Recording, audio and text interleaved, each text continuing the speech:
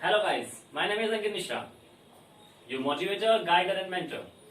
Last class में हम लोगों ने बात की थी अकाउंटिंग इक्वेशन से रिलेटेड कि अकाउंटिंग इक्वेशंस कैसे शो करते हैं, उसके बारे में, उसका कॉन्सेप्ट बारे में जाना था, उसके ट्रांजैक्शंस के बारे में जाना था। ठीक, हमने बताया था कि हम आपसे नेक्स्ट क्लास में उसके न्यूमेरिकल्स बेसिस पे बातें करेंगे। ठीक, वैसे ही हम लोग आज बात करने आए हैं कि अकाउंटिंग इक्वेशन और बैलेंस शीट को कैसे हम लोग अकॉर्डिंग टू चार्ट शो कर सकते हैं। तो हम उस लास्ट लेक्चर को साथ में कंबाइन करते हुए और आज के लेक्चर को शुरू करते हैं। तो हमने लास्ट लेक्चर में बात की थी कि अकाउंटिंग ट्रांजैक्शंस के इफेक्ट क्या होते हैं, जो मैंने सिर्फ शो कर दी हैं, मैं बताऊंगा कैसे क्या है, जिसमें ये चीजें हैं कि जो एरो गया है ए सी और एल जो लिखा हुआ है, ए का मतलब एसेट्स, सी का मतलब कैपिटल, एल का मतलब लायबिलिटी। और जो ये एरोज दिखा रहा हूं, तो एरो जो अपवर्ड जा रहे हैं इसका मतलब इंक्रीज होता है, जो डाउनवर्ड जा रहे हैं उसका मतलब डिक्रीज होता है। ठीक है, तो ये वो इफेक्ट्स हैं जो मैंने लास्ट क्लास में डिस्कस किए थे आप लोगों से। ठीक, अब आज मैं बात करने जा रहा हूं कि इन्हीं इफेक्ट्स के अकॉर्डिंग हम ट्रांजैक्शंस को देखते हैं, और ये जो ट्रांजैक्शंस हैं ये एक ऐसा एग्जाम्पल है जो सेट किए हैं हमने, ताकि आपको उन ट्रिकी ट्रांजैक्शंस के अकॉर्डिंग आपको सारे ट्रांजैक्शंस की हेल्प मिल सके। ठीक है, तो यहां पर वही बात करने जा रहे हैं और उन्हीं की मैंने एक एजम्पशंस वैल्यू ली हुई है। ठीक, तो यहां पर देखते हैं, तो लास्ट क्लास पहले बात की थी, जो पहला ट्रांजैक्शन था कि अकाउंटिंग इक्वेशन में जो पहला ट्रांजैक्शन था कि एसेट्स भी इंक्रीज करती है और कैपिटल भी इंक्रीज करती है। तो ट्रांजैक्शन कौन सा है, तो याद रखिएगा कि एसेट्स और कैपिटल तभी इंक्रीज करती है जब आप किसी बिजनेस का, फर्म का इस्टेब्लिशमेंट करते हो, शुरू करते हो। कि जाहिर सी बात है कि कोई आप सपोज दैट कि अगर कोई कोचिंग क्लासेस हैं तो वहां पर उसकी एसेट्स क्या होगी, मार्कर होगा, इंक होगा, बोर्ड होगा, लाइट होगी, लैंड होगी। तो ये सब इन्वेस्टमेंट हो रहा है ना, तो ये जब इन्वेस्टमेंट होगा तो वो कहलाएगी एसेट्स। तो जब हमने कहा कि एसेट्स में क्या होगा, cash, land, building, board, marker, ये सारी चीजें एसेट्स में इंक्रीज हो जाएंगी और उसका कंबाइंड वे हो जाएगा कैपिटल में। ठीक, तो पहला उन्होंने एसेट्स क्या इंक्रीज किया, बिजनेस स्टैब्लिश किया है 20,000 रुपीज से, तो कैश भी इंक्रीज करेगी और कैपिटल भी इंक्रीज करेगी। उसके बाद नेक्स्ट ट्रांजैक्शन बात करते हैं। तो यहां पर मैं बताया कि एसेट्स भी डिक्रीज कर रही है और कैपिटल भी डिक्रीज कर रही है। तो ट्रांजैक्शन कौन सा, जाहिर सी बात है कि एसेट्स और कैपिटल तभी डिक्रीज करती है जब हमारा कोई लॉस होता है। ठीक, या फिर हम कोई चीज अपने पर्सनल यूज के लिए निकाल लेते हैं, तो वही चीजें हैं कि withdrawal bye honour for personal use. तो कोई ऑनर जो कंपनी का है, उसने कोई चीज कंपनी से निकाली हुई है पर्सनल यूज के लिए। ठीक है, वो कुछ भी हो सकता है, चाहे वो कैश ले ले, चाहे वो गुड्स ले ले, कुछ भी हो सकता है। तो यहां पर मैंने दिखाया है कि कैश उसने निकाला है 4,000 रुपीज का, तो जब कैश निकालेगा तो कैपिटल भी कम होगी, तो ये चीज हो गई। मतलब क्या, मतलब मैंने ये दिखाया कि ऑनर कोई भी चीज निकाल ले या कोई भी ट्रांजैक्शंस आपको क्वेश्चन में शो कर दे जिसमें पर्सनल यूज की बात हो रही हो, तो उसमें कैश या जो भी चीज निकाला हो वो लेस हो जाएगा और साथ में कैपिटल भी हमारी लेस हो जाएगी। ठीक है, आगे बात कर लेते हैं कि एसेट्स और लायबिलिटीज दोनों इंक्रीज कर रही है। तो कैसे, अब एसेट्स भी इंक्रीज कर रही है, लायबिलिटी भी इंक्रीज कर रही है, लेकिन उधार भी चल रहा है और हमारी एसेट्स भी बढ़ रही है। तो जाहिर सी बात है कि कोई भी एसेट्स हम अगर उधार खरीदते हैं, ठीक, तो हमारा क्या होगा, उधार खरीदना लायबिलिटी बढ़ेगी, और जब लायबिलिटी बढ़ रही है और साथ साथ हमारी एसेट्स खरीदी है वो भी बढ़ रही है। सपोज अगर मार्कर खरीद करके लाए तो हमारी एसेट्स है, तो उधार खरीद के लाए हैं तो 20 रुपए मेरे ऊपर चढ़ गए, लेकिन मार्कर भी हमारे पास आ गया है। तो वैसे ही यहां पर देख लेते हैं कि कोई भी ट्रांजैक्शन आएगा जिसमें आपसे एसेट्स परचेज करने को कहा जाएगा ऑन क्रेडिट। ठीक, तो यहां पर क्या होगा कि हमने यहां पर स्टॉक परचेज किया 7,000 रुपीज का ऑन क्रेडिट, तो यहां पर हमारा क्रेडिटर भी इंक्रीज करेगा, जिससे इन्हीं दोनों पर इफेक्ट पड़ेगा और किसी भी चीजों पर इफेक्ट नहीं पड़ने वाला। अब इसको टोटल कर लेते हैं, तो 16,000 रुपीज पहले से था, 7,000 रुपीज हमारा ये आ गया, 7,000 की लायबिलिटी बढ़ गई और कैपिटल हमारा 16,000 रुपीज का था पहले से। ठीक, आगे देखते हैं कि एसेट्स भी कम हो रहा है और लायबिलिटी कम हो रही है। अभी हम बात क्या कर रहे थे, एसेट्स और लायबिलिटी दोनों बढ़ रही थी, अब बात कर रहे हैं दोनों कम हो रही, तो कम कैसे होगी। अब लायबिलिटी कम होने का मतलब क्या है और एसेट्स कम होने का मतलब क्या है, तो जाहिर सी बात है जब हम लायबिलिटी का पेमेंट करेंगे, उधार का पेमेंट करेंगे तो लायबिलिटी कम होगी ना। तो जब उधार कम हो रहा है इसका मतलब क्या है कि हम कैश पेमेंट दे रहे होंगे, तो जब कैश पेमेंट कर रहे हैं यहां पर मतलब क्या है कि हम लोग जब कैश पेमेंट कर रहे होंगे तभी हमारा, तो हमने कैश दे दिया 2,000 रुपए से और क्रेडिटर भी दे दिया हम लोगों ने 2,000, लायबिलिटी हमारी कम हो गई। तो दोनों इफेक्ट हो गया कि एसेट्स भी कम हुआ और लायबिलिटी भी कम हो गया। टोटल कर लेते हैं, 16 में 2 जाएगा 14,000, 7,000 वैसे ही रहेगा, 5,000 लेस करके आ जाएगा और 16,000 वैसे ही रहेगा। दोनों तरफ का हमारा इक्वल हो रहा है, टोटल करके देख लेना। ठीक, आगे बढ़ते हैं। फिर कह रहा है कि एसेट्स और लायबिलिटीज, अब ये एक ही साइड का काम हो रहा है, अभी तक हम लोग दोनों साइड की बात कर रहे थे, अब एक साइड देख लेते हैं कि एसेट्स ही इंक्रीज करेगी और एसेट्स ही डिक्रीज करेगी। कैसे? तो जैसे सपोज दैट कि उधार नहीं लाए, अब नगद लाए हैं, तो जब मार्कर खरीद के लाए तो ये आ गया, लेकिन कैश देना पड़ा ना, तो कैश भी कम हुआ, तो मार्कर भी एसेट्स है और कैश भी एसेट्स है, तो मार्कर एसेट्स बढ़ी और कैश हमारा कम हो गया। उसी तरीके से कि हम लोगों ने बिजनेस के लिए फर्नीचर खरीद के लाए हैं, तो फर्नीचर तो बढ़ा लेकिन साथ में कैश भी हमारा कम हो गया, लेकिन इसका इफेक्ट यहां पर कुछ भी नहीं पड़ेगा। टोटल कर लेते हैं, ये लेस किया 11,000, 14 में 3 जाएगा, 11 बचेगा 7, ऐसे आएगा 3,000 मान लो, और जो अराइज हुआ है, जो क्रिएट हुआ है 5,000 वैसे दिखा देंगे, 16,000 हम लोग वैसे ही दिखा देंगे। अब आते हैं फिर, अब देखो क्रेडिटर का पेमेंट पहले उन्होंने कैश किया था, लेकिन अब पेमेंट कर रहे हैं बिल के थ्रू। बिल के थ्रू का मतलब कि जब भी, अभी आप लोग 11 में पढ़ोगे और बीकॉम के स्टूडेंट्स पढ़ेंगे कि जब भी हम लोग कोई चीज उधार खरीदते हैं तो उधार खरीदने में हम लोग बनाते हैं एक बिल, ठीक, और बिल का पेमेंट किया जाता है इन फ्यूचर डेट पर, वो हम लोग बिल ऑफ एक्सचेंज के थ्रू भी कर सकते हैं, ठीक है ना, और भी तरीके हैं जिनके थ्रू हम लोग पेमेंट कर सकते हैं।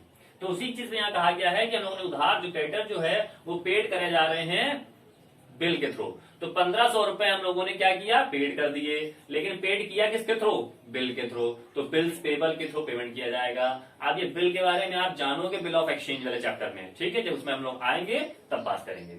तो यहाँ पर केवल इफेक्ट हो रहा है लायबिलिटी में, और किसी में इफेक्ट नहीं होगा, तो जो चीजें थी वो वैसे ही कॉपी कर देंगे, बस यहाँ पर केवल यहाँ पर हम लोग थोड़ा सा चेंजमेंट कर देंगे। तो यहाँ पर लायबिलिटी एसेट्स हैं 11,000 वैसे ही रहेगा, कैश का स्टॉक वैसे ही रहेगा 7,000, फर्नीचर 3,000 वैसे ही रहेगा, क्रेडिटर वाले में 1,500 का पेमेंट हो गया, बचेगा 3,500 रुपए, और जो बिल्स पेबल है वो हमारा क्रिएट हो जाएगा, कैपिटल हमारी वैसे ही रहेगी। आगे बढ़ते हैं, कह रहा है कि कैपिटल बढ़ रहा है और कैपिटल कम हो रहा है।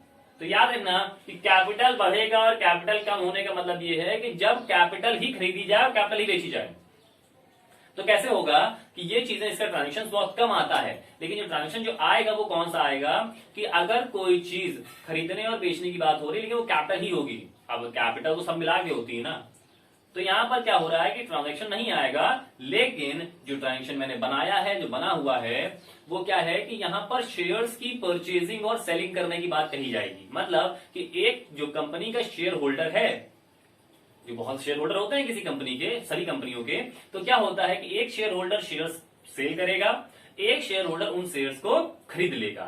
कब? अब जो शेयर होल्डर बेचेगा खरीदे कब, कि जब एक शेयर होल्डर वो देख रहा है कि हमारे शेयर्स का प्राइस बढ़ रहा है तो बेचेगा, किसी दूसरे शेयर होल्डर को ये लग रहा है कि उस शेयर के प्राइस अभी कम है तो खरीद लेगा। ठीक, तो शेयर्स भी एक तरीके से कैपिटल होती है, तो हम लोग एसेट्स होती है, तो उसी चीज को यहाँ पर कहा गया है कि शेयर्स की परचेजिंग और सेलिंग के बारे में। ठीक, तो ये हो जाएगा जहां पर कोई भी ट्रांजेक्शन इफेक्ट नहीं पड़ रहा है उसको उन्होंने ऐसे डैश कर दिया है, उसको टोटल ऐसे कॉपी कर लिया है। आगे बात कर लेते हैं कि लोन टेकन, यहाँ क्या है, लायबिलिटी बढ़ रही है और कैपिटल कम हो रहा है, तो कैसे होगा कि लायबिलिटी बढ़ेगी, तो लायबिलिटी बढ़ने तो क्या, लोन टेकन, लोन लेंगे तो लायबिलिटी बढ़ी। सपोज दैट हमें अपना बिजनेस स्टैब्लिश करना है तो भैया लोन लेंगे। ठीक, अब लोन लिया है तो लोन लिया ना, क्योंकि हमारे पास इतने पूरे रुपए नहीं हो पा रहे किसी चीज को स्टैब्लिश करने के लिए, तो लोन लिया तो क्या, वो कैपिटल कम होगी हमारी, क्योंकि हमने उसको पेमेंट करना है फ्यूचर में, तो लोन ले लेंगे 5,000 रुपए का, और यहाँ पर देख लो ये लोन लिया 5,000 का और कैपिटल हमारी 5,000 से कम हो जाएगी। टोटल कर लेते हैं, कैपिटल कम हो जाएगी, बचेगा 11,000, 16,000 में से 5,000 लोन बढ़ गया और वो जितनी चीजें थी वो सब कॉपी कर दी।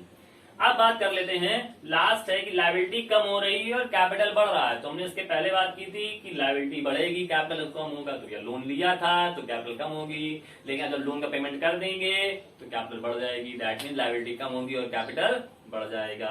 तो हम लोगों ने क्या किया कि क्रेडिटर्स का कन्वर्जन कर दिया शेयर्स में। अभी आप जब शेयर्स के चैप्टर में जाओगे तो वहां पर पढ़ने को मिलेगा आपको कि हम लोग कैसे कन्वर्जन करते हैं, ठीक है ना, तो ये सारी चीजें हैं, तो देख लो। तो यहाँ पर उन्होंने क्या किया कि क्रेडिटर्स था उसको कन्वर्ट कर दिया हम लोगों ने शेयर्स में, तो यहाँ पर क्रेडिटर्स कम हो गए 1,000 से, क्योंकि 1,000 शेयर्स के ही केवल हम लोगों ने कन्वर्जन किया है, तो यहाँ पर कैपिटल बढ़ जाएगी।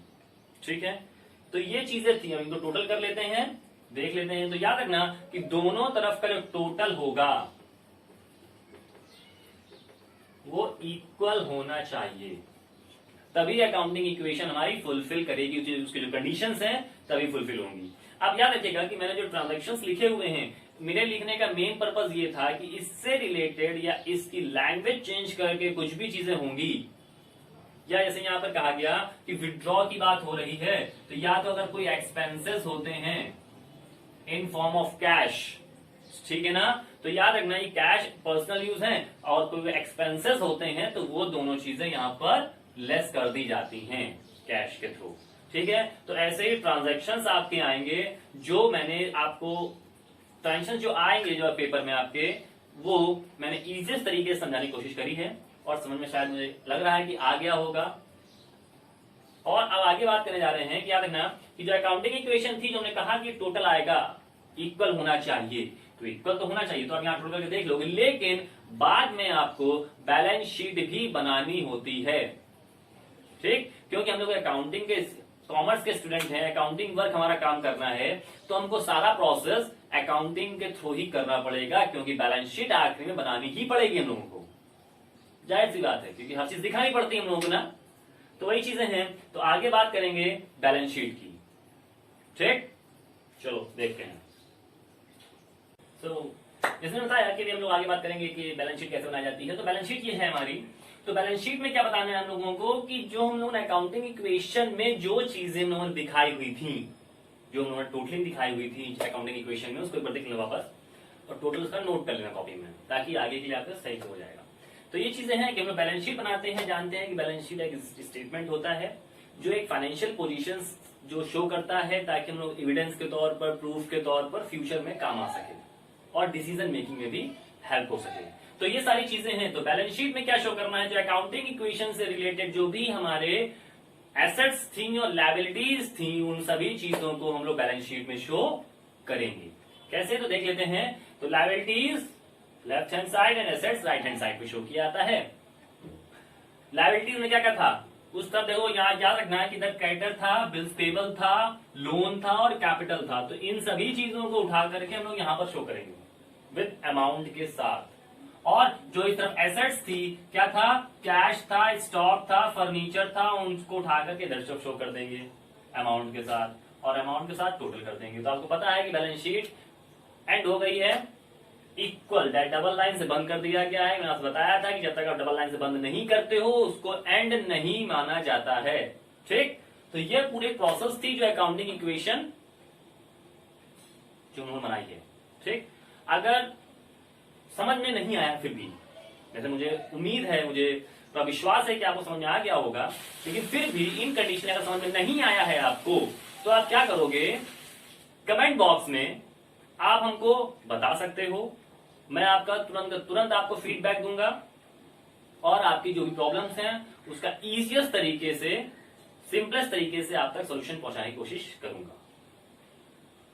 और जैसा मैं हर बार कहता हूं, ये मेरा पैशन है, सो प्लीज फीडबैक करते रहिए और शेयर करते रहिए, ताकि आपका भी बेनिफिट हो सके और हमारा बेनिफिट हो सके। Thank you.